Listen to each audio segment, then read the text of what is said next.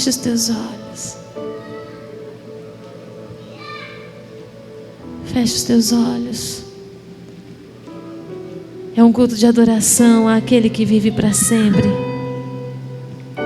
A igreja de Cristo precisa rasgar o céu com o louvor que entroniza ao Senhor. Adore a Ele com toda a força que há em ti. Todo ser que respira, louve ao Senhor. Nós respiramos, Senhor, e nós queremos te adorar. Aleluia, Senhor. Coloque a mão no teu coração. Coloque a mão no teu coração. Comece a dizer uma palavra de amor ao Senhor. Você não está aqui, querido, porque você simplesmente desejou estar. Você é amado do Senhor. Você é querido do Senhor. E o Senhor te separou nesta noite para vir a esta casa, ser ministrado, ser cheio da presença do Senhor. O Senhor te separou nesta noite para colocar dentro de você algo extraordinário. E você vai sair daqui muito cheio dessa presença. Mas atraia o Senhor até você. Senhor, este culto é para ti, Senhor. E não existe outro digno de ser louvado, exaltado, engrandecido neste lugar. O homem de si mesmo nada tem a dizer, Pai. Antes todos nós estamos aqui para aprender de Ti. Que o Espírito Santo de Deus, que foi outorgado sobre nós para nos ensinar, nos moldar, possa nessa noite encontrar corações dispostos a compreender a Tua palavra. Possa encontrar pessoas dispostas ao despertamento. Senhor, somos a Tua igreja e queremos andar na porção da igreja do Senhor Jesus sobre esta terra. Que o Teu nome seja exaltado, Pai, nos frutos que nós possamos dar a partir de agora. Que o Teu nome seja glorificado, Senhor, ó Deus, naquilo que decidimos, Pai, no Senhor, a partir de agora. Eu consagro, Senhor, esta igreja.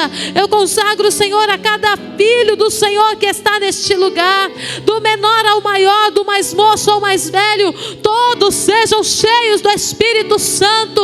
Todos sejam impactados pela presença do Senhor. Todos sejam tomados e revestidos do poder do alto. Todos recebam compreensão da palavra. Todos recebam um discernimento. Espírito Santo, que sonda corações e esquadrinha pensamentos, tenha liberdade neste lugar. E se existe em nosso meio algum espírito que não te glorifica, amordaçado seja agora, amarrado seja agora.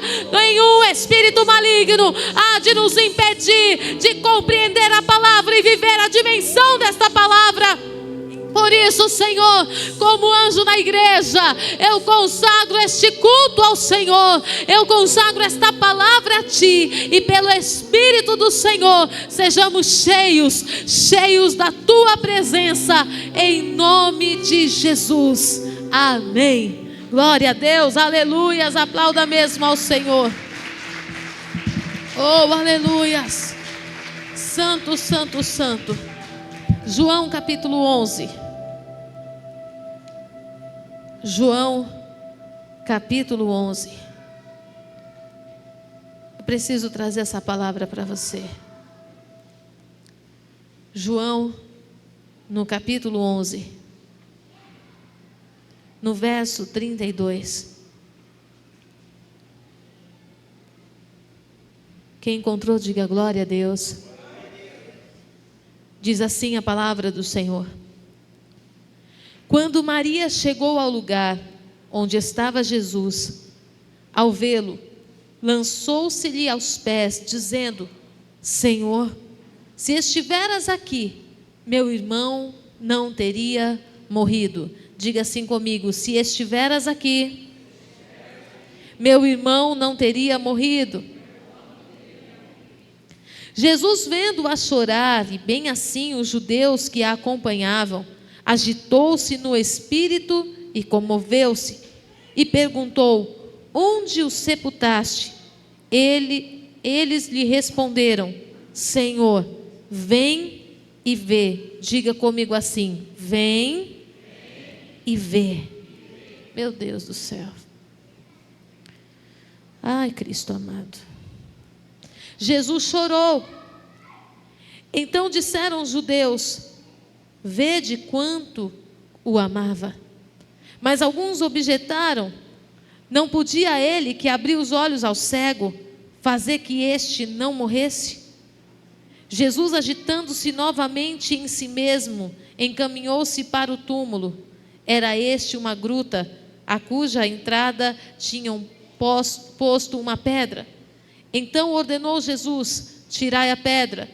Disse-lhe Marta, irmã do morto: Senhor, já cheira mal, porque é de 4 dias. Respondeu-lhe Jesus: não te disse eu que, se creres, verás a glória de Deus? Tiraram então a pedra, e Jesus, levantando os olhos para o céu, disse: Pai, graças te dou, porque me ouviste. Aliás, eu sabia que sempre me ouves, mas assim falei por causa da multidão presente, para que creiam que tu me enviaste. E tendo dito isto, clamou em alta voz: Lázaro, vem para fora. Aleluias. Você pode se assentar, querido. E dizendo isso, clamou em alta voz, dizendo: Lázaro, vem para fora. Bispa, essa noite você vai falar sobre os sonhos? Essa noite você vai falar sobre a família? Talvez no final. Essa noite então vamos falar sobre o quê? Sobre a igreja. A palavra do Senhor nos revela que Lázaro era amigo de Jesus. Ele não era qualquer pessoa. Ele era um amigo de Jesus. E eu acredito que por causa disso, Jesus escolhe Lázaro para revelar um plano perfeito, para mostrar para as pessoas qual era o propósito de Deus com os homens a partir da ressurreição de Jesus. Quando nós levantamos a nossa mão para o Senhor e dizemos: eis-me aqui, Senhor. Quando nós falamos: Senhor, o Senhor pode me usar como o Senhor quiser. Quando nós lemos João no capítulo 15, que ele fala que nós somos amigos a partir do momento em que fazemos aquilo que Ele quer. Isso tudo é muito romântico, é muito bonito, mas quando chega na hora de Deus contar com a gente para o projeto principal, eita Deus, aí vem um monte de questionamento, vem um monte de porquês. Será que Deus realmente me ama? Assim como esses judeus estavam questionando, se Jesus realmente amasse Lázaro, Ele teria vindo antes.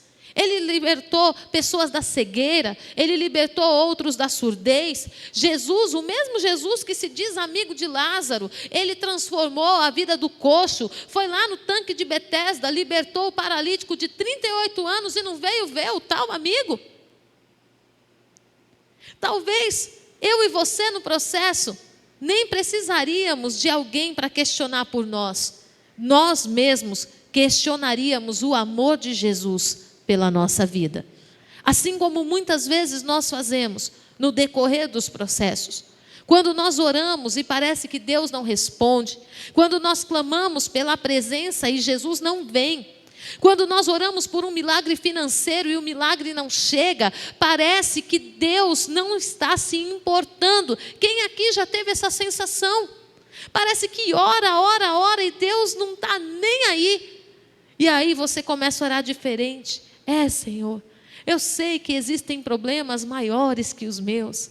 E o Senhor com certeza está muito ocupado. Mas eu preciso de um socorro. E aí você não tem resposta. E aí você não quer vir para a igreja? Aí você não quer mais orar? Aí a partir disso você não é mais dizimista, porque afinal de contas Deus não olha para mim. Lázaro passou por um momento de silêncio de Deus. Jesus falou que estava indo, enviou o mensageiro dizendo que já chegava, e não chegou. Quantas vezes Você vem à casa do Senhor, Deus usa profeta para falar com você, Deus da palavra do altar envia uma palavra para o teu coração dizendo que Ele vai fazer, mas não fez. Por que é que Deus está fazendo assim? Por que é que Jesus está fazendo assim? A partir do momento que eu coloquei a minha vida no altar do Senhor e disse: Senhor, eis-me aqui. O Senhor está contando comigo para o processo. Diga assim comigo: Deus está contando comigo para o processo. E qual o processo que é esse? É o processo da sua vida particular? Querido, é muito egoísmo nós pensarmos isso. Nós não somos a última bolacha do pacote, nem a Coca-Cola do deserto. Nós somos as pessoas que Deus escolheu para revelar ao mundo o propósito de sermos filhos de Deus. Deus nos escolheu e nos elegeu no Filho dele, para que a partir de nós o mundo pudesse conhecer a graça de Deus, o poder do seu amor, as dimensões e a profundidade desse amor. Glória a Deus. Há filhos aqui? Há filhos aqui? Há amigos de Deus aqui? Porque ser filho é fácil. Difícil é ser amigo. Porque tem filho que não é amigo do pai. Difícil é ser amigo. E é interessante que Jesus, quando ele vai falar acerca daquele que guarda a palavra, ele não diz aquele que guarda a palavra vai se tornar filho de Deus. Ele fala assim: aquele que guarda a palavra vai se tornar seu amigo. Porque ao amigo o Senhor revela o que há de fazer. O amigo veste a camisa. O amigo abraça o processo. E quando a Bíblia descreve Lázaro como? Como? Amigo. Então Jesus sabia que podia contar com ele. Jesus sabia que Lázaro não seria confundido no processo. Hoje, o Senhor está convidando você para ser amigo do Espírito Santo. O amigo confia. O amigo não tem dúvida da lealdade, do caráter. O amigo não tem dúvida daquilo que ele pode fazer. E o Senhor está te convidando para uma amizade profunda e sincera com o Espírito Santo. Amém? Então falamos aqui de Lázaro. A palavra de Deus diz que ele ficou doente. O processo consistia na doença de Lázaro. Uma doença que não durou um dia ou dois. E por que Lázaro precisou ficar doente? Nós vamos compreender daqui a pouco. Lázaro vai piorando, a situação vai se complicando, ao ponto de que Marta envia um mensageiro até Jesus e fala: o seu amigo, a quem tu amas, está enfermo e precisa que você venha. Jesus fala: estou indo. E leva 4 dias para chegar. Lázaro morre. Bispo, e o que isso tem a ver com a igreja? A doença de Lázaro revelava a doença do mundo. Revelava o quanto o mundo estava doente. Revelava o quanto o mundo estava piorando, longe da presença de Deus. E isso explica o texto de Maria, quando ela diz assim: quando Maria chegou ao lugar onde estava Jesus, ao vê-lo, lançou-se-lhe aos pés, dizendo: Senhor, se estiveras aqui, meu irmão não teria morrido. Maria não estava falando de Lázaro e nem tampouco daquele Jesus. Maria estava falando do Antigo Testamento e estava falando de um Salvador que eles não conheceram. Maria estava dizendo: se o Senhor estivesse aqui, essa enfermidade não tinha alcançado a humanidade. Se o Senhor estivesse aqui, nós teríamos sido completamente abraçados pela misericórdia e a graça de Deus. Por que o Senhor demorou tanto chegar? O Senhor chegou agora, e agora a situação é de morte. Qual é o salário do pecado mesmo? Mas a Bíblia não fala que Lázaro era pecador, nem que Lázaro tinha feito nada de errado. Só fala que ele estava doente, mas ele morreu. E o salário do pecado é a morte. Jesus estava revelando em Lázaro a condição do mundo. Estava revelando um mundo doente, de pessoas que mereciam ser amadas, de pessoas que mereciam serem protegidas, de pessoas que precisavam de acolhimento, mas estavam doentes nos seus pecados, nas suas maldições. E pela falta de Jesus, aquele povo estava condenado a... Pela falta de Jesus, pela não presença de Jesus, porque Jesus não veio, aquele povo estava condenado à morte. Vocês estão entendendo até aqui?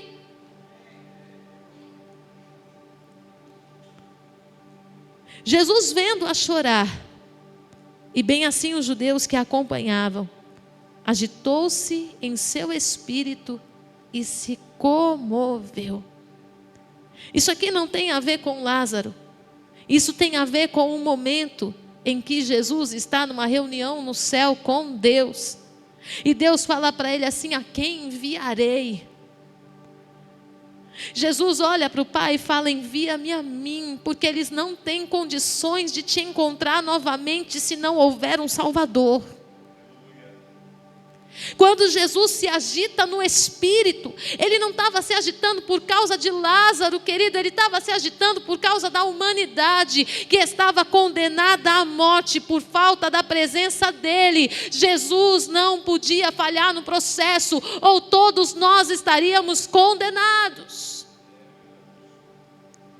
Oh, meu Deus! Ele se comoveu, Ele se agitou. E na agitação de Jesus, ele vai aos judeus e pergunta: onde foi que sepultaram Lázaro? Aí os judeus responderam para ele: vem e vê.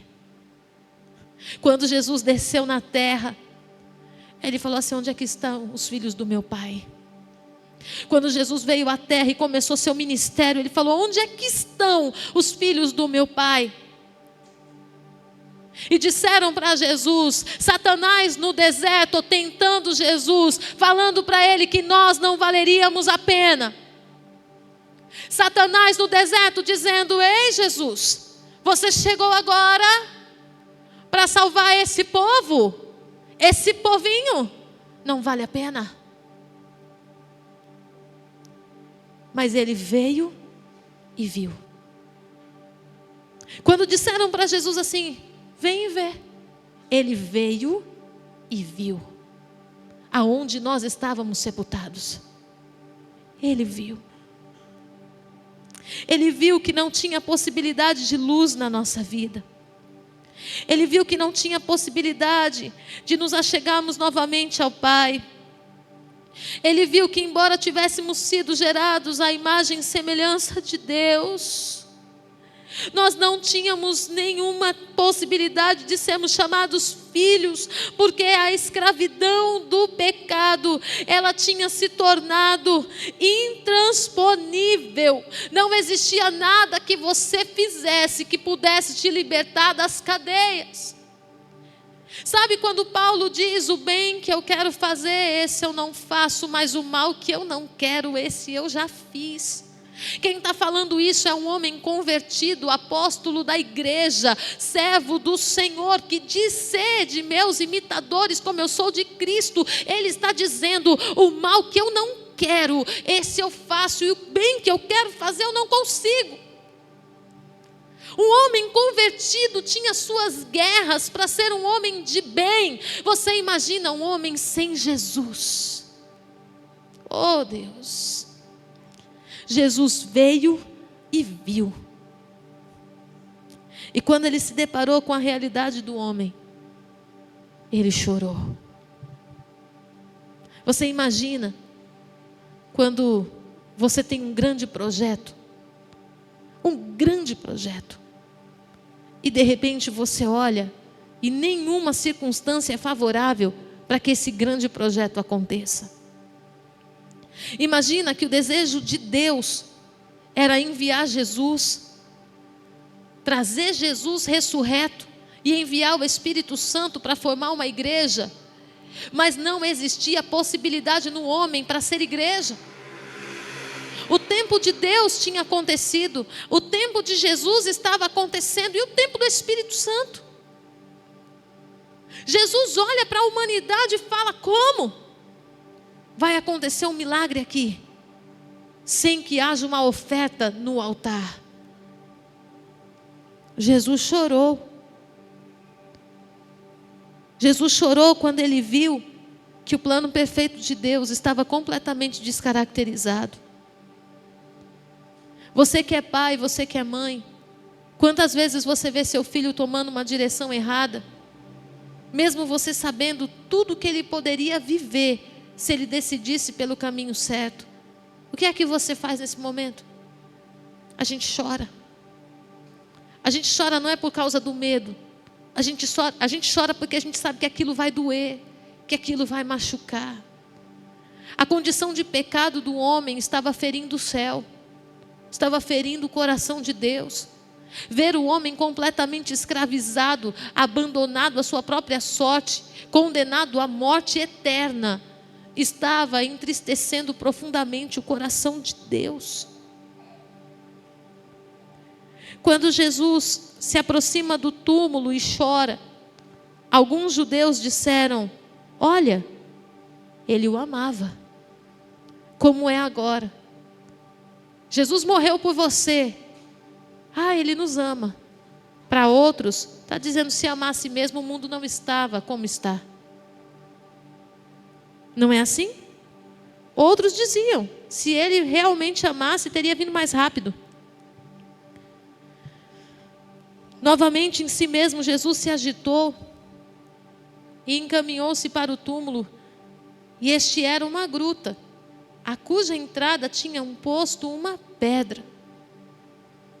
Quando a gente não quer, quando a gente desiste de alguma coisa, o que a gente fala?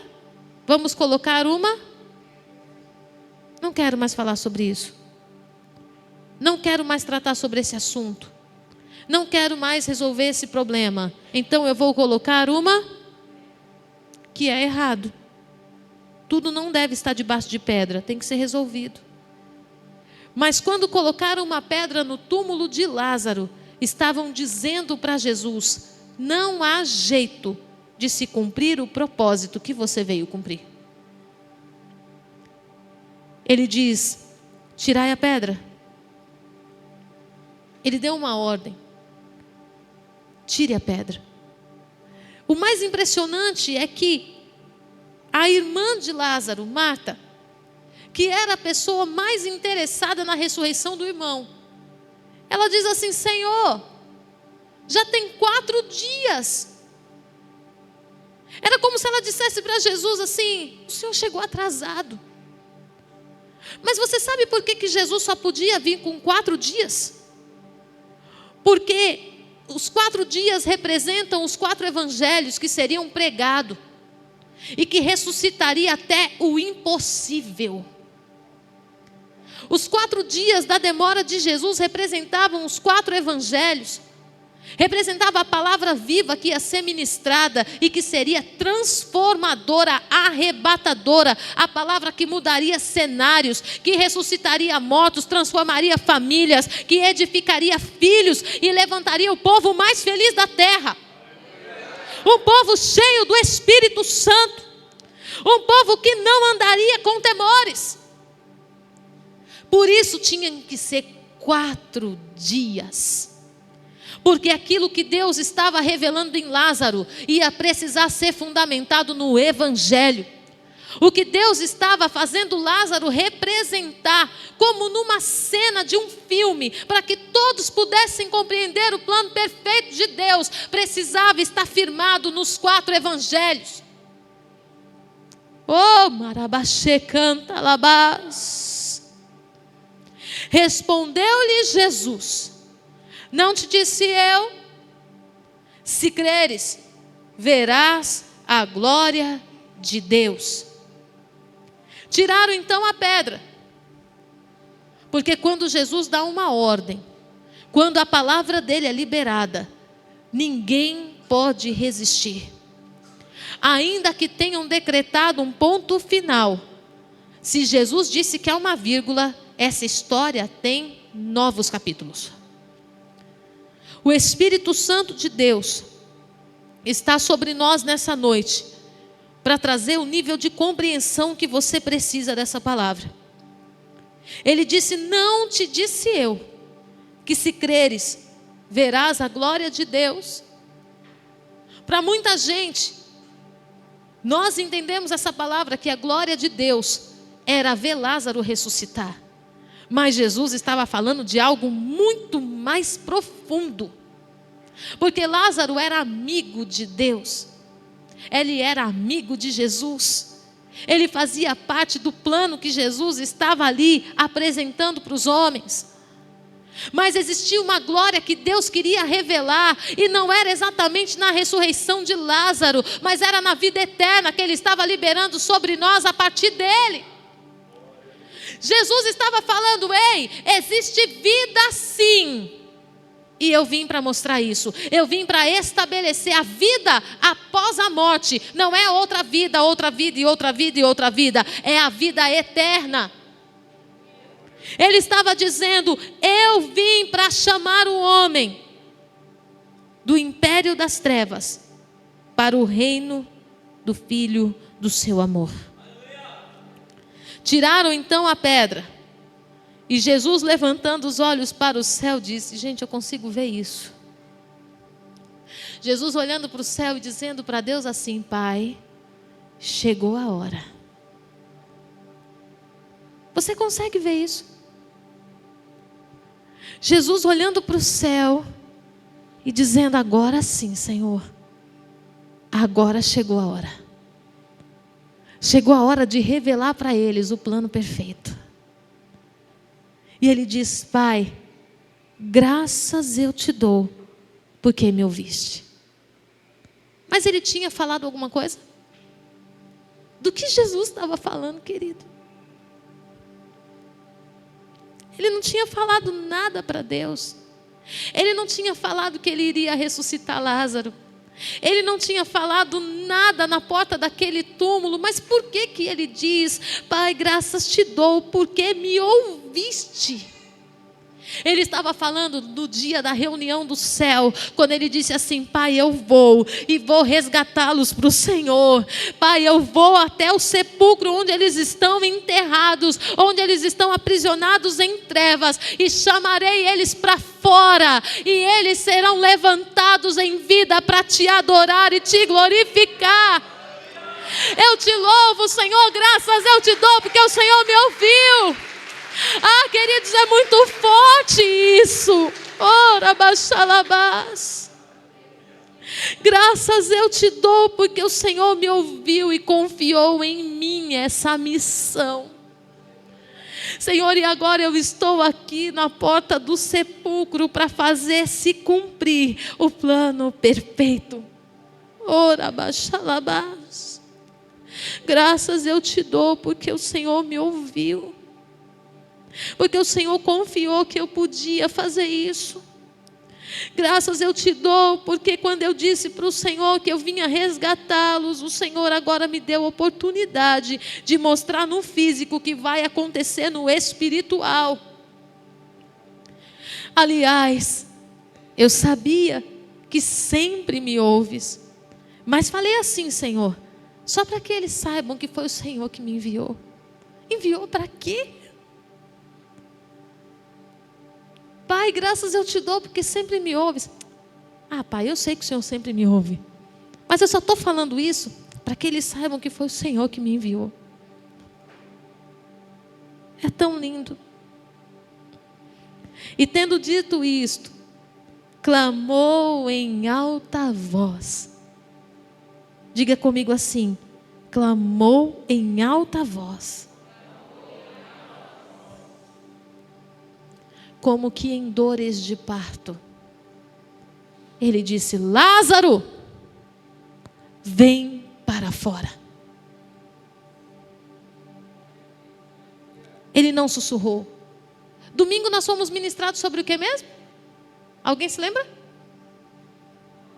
Voz, atitude, discernimento, clareza, autoridade. E aí foi falado que nós estávamos recebendo a restituição, a restauração de uma voz uma voz profética. E Jesus usou o que mesmo para chamar Lázaro? A voz. E ele disse o quê? Lázaro, vem para fora. Era Lázaro que Deus estava chamando para fora? Era o quê? A igreja. Sabe por quê? A igreja era o plano perfeito que seria levantado para manifestar a glória de Deus. E vem para fora é o significado da palavra igreja, chamados para fora. Jesus estava dizendo, ele não estava dizendo Lázaro vem para fora, ele estava dizendo igreja, vem para fora, porque está chegando o tempo do Espírito ser derramado sobre vós e o mundo ver a glória de Deus.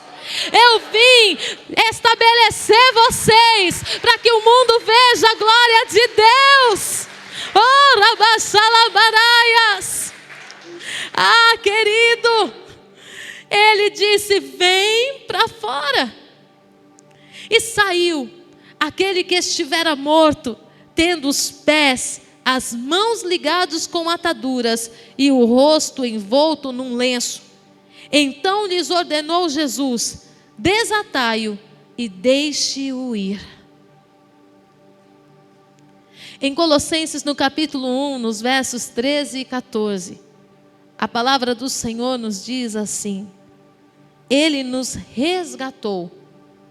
Então, a primeira coisa que aconteceu foi um resgate. Diga comigo, resgate. O que aconteceu com Lázaro? Ele foi resgatado da onde? Da morte.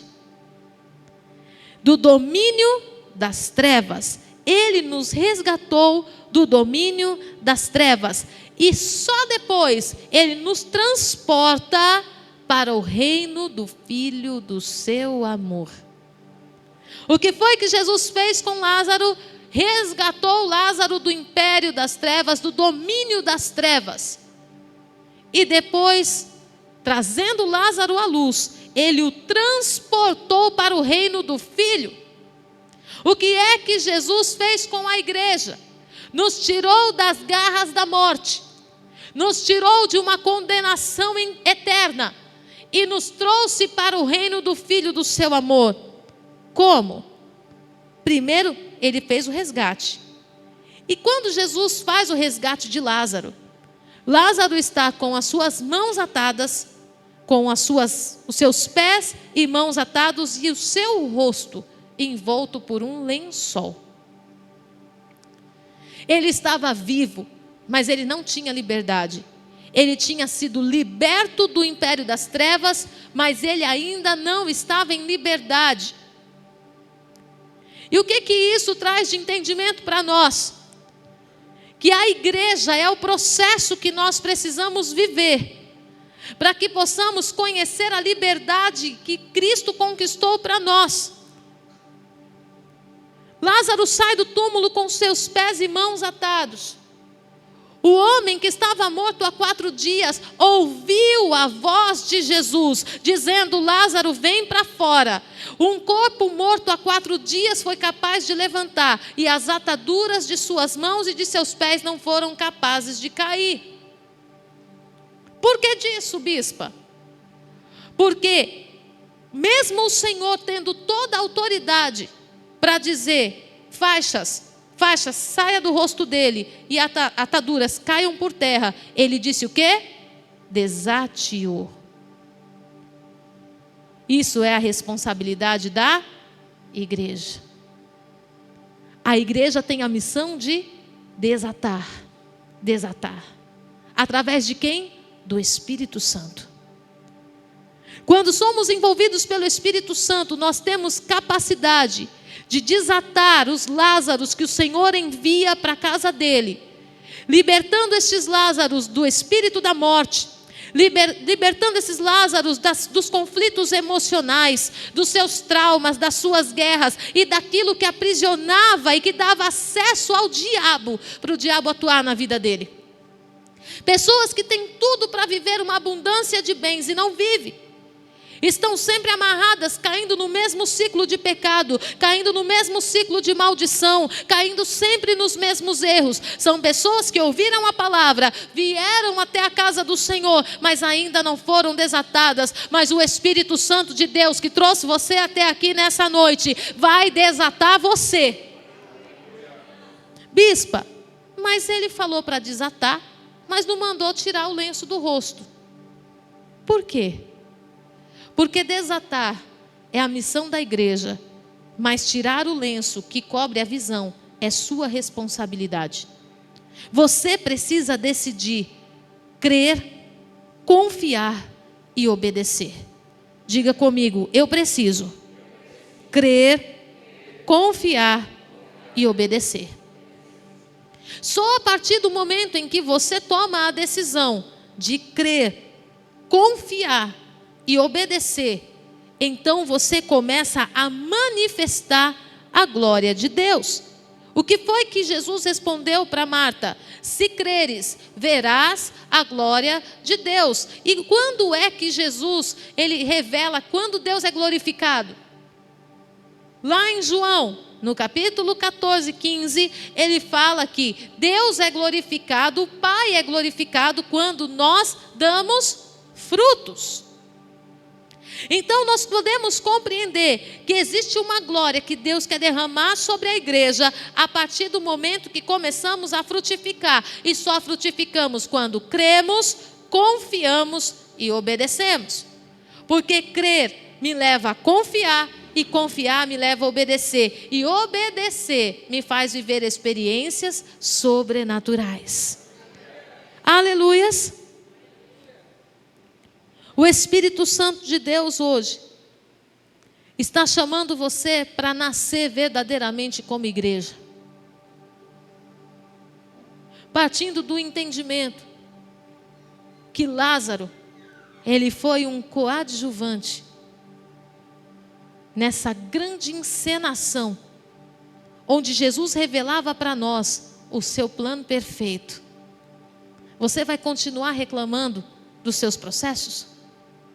Você vai continuar reclamando quando Deus está contando com você para revelar algo poderoso e sobrenatural na terra?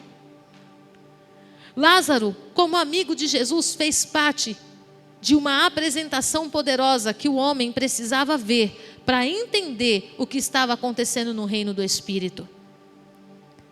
Se você é amigo de Deus, se você se declarou filho do Senhor, se você recebeu o sacrifício de Jesus sobre a sua vida, entregou a sua vida a esse Cristo, não há nada que você passe que não tenha um propósito muito maior do que manifestar a glória de Deus somente sobre a sua vida. Tudo que Deus faz com a igreja, e tem igreja aqui? A igreja está aqui? Tudo que Deus faz com a igreja revela Deus para quem está lá fora. Tudo que Deus faz com você revela Deus para a tua família.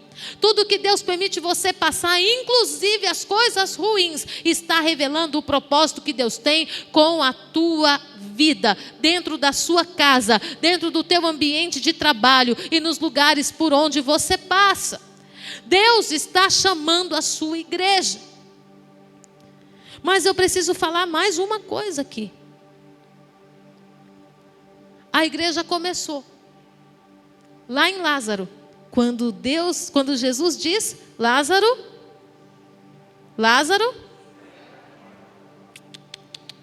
vem para fora.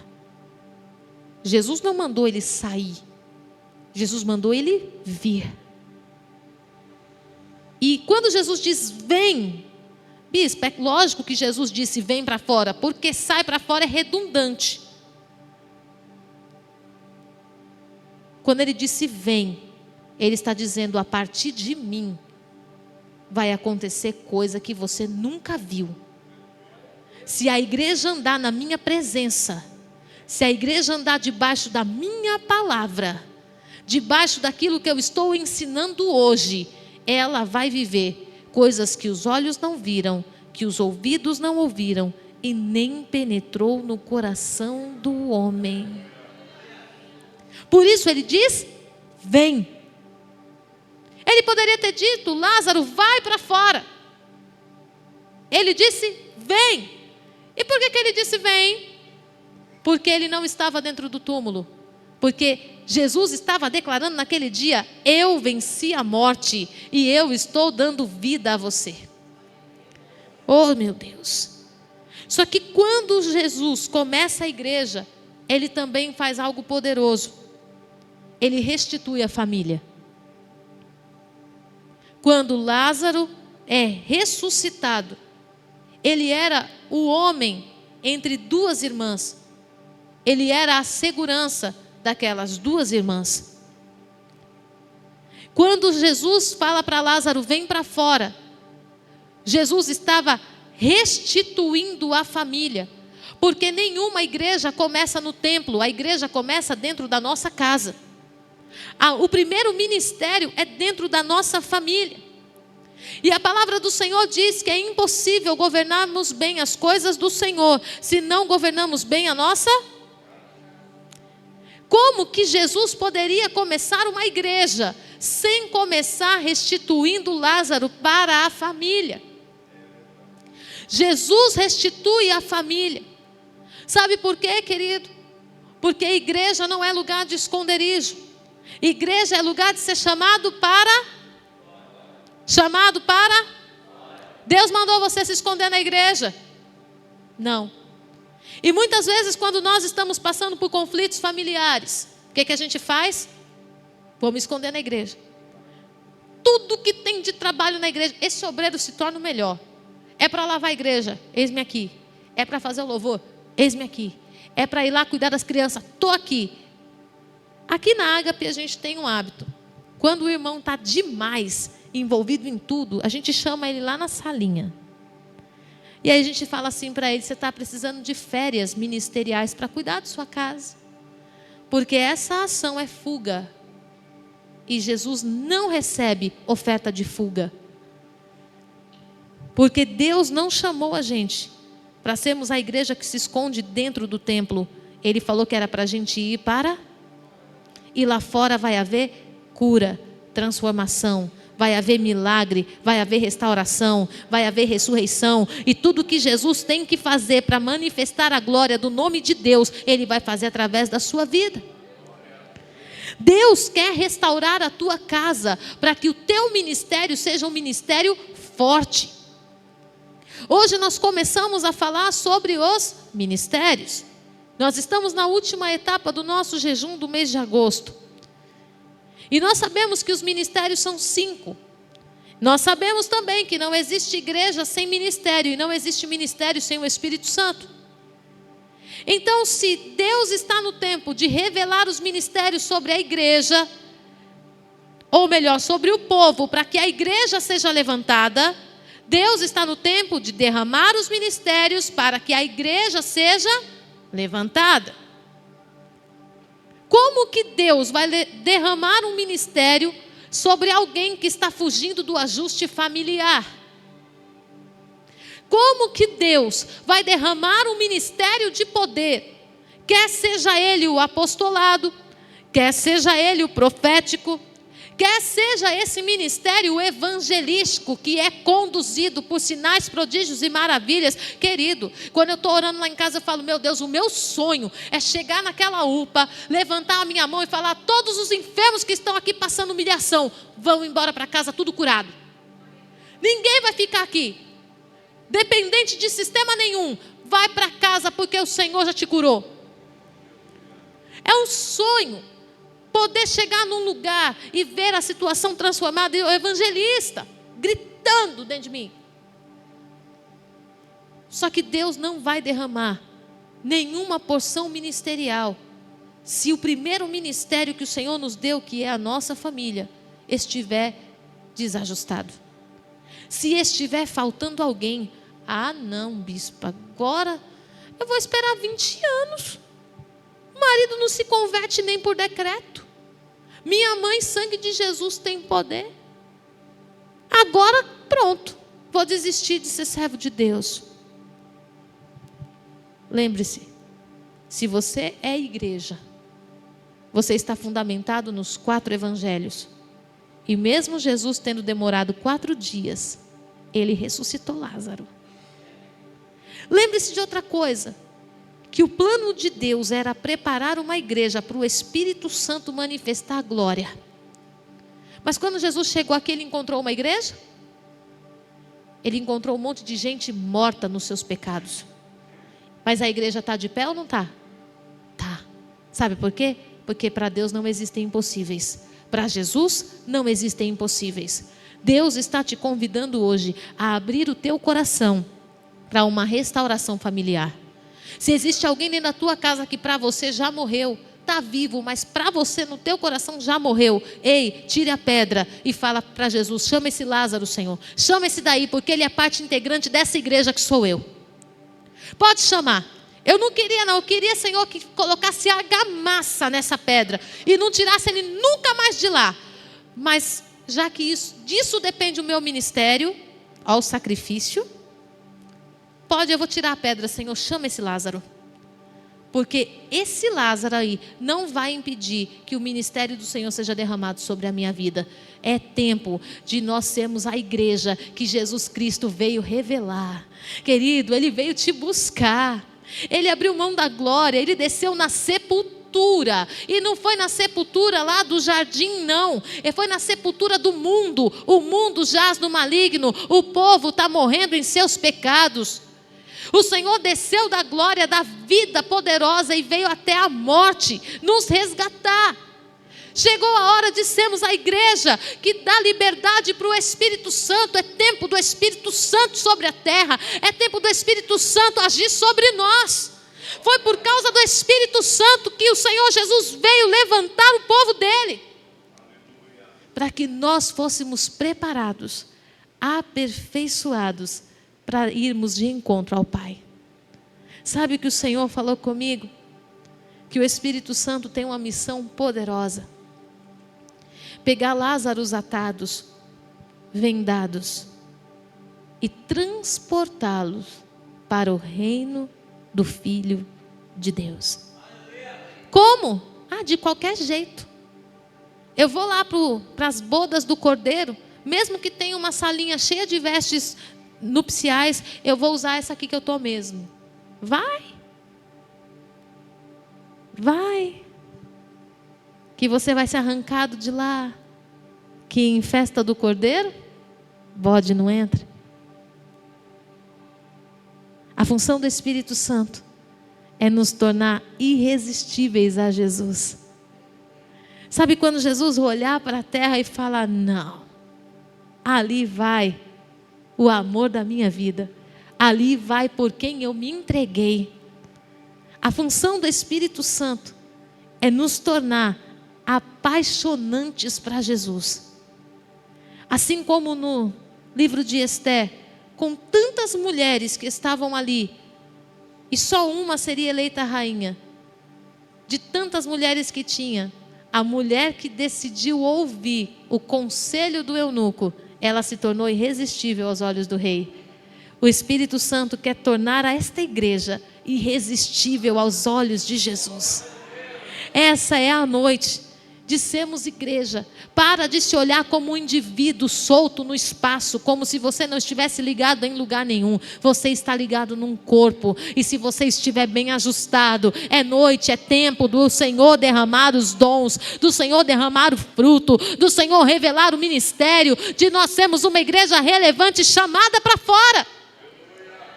Nós não vamos lá fora fazer barulho não, querido. Nós não vamos lá fora fazer carnaval gospel, não. Nós vamos lá fora para declarar cura sobre os enfermos, ressurreição de mortos. Nós vamos lá fora para confrontar o pecado, e o Senhor nos justificará. O Espírito do Senhor é por nós. Então é tempo de se levantar. Aleluias. Vamos nos colocar em pé?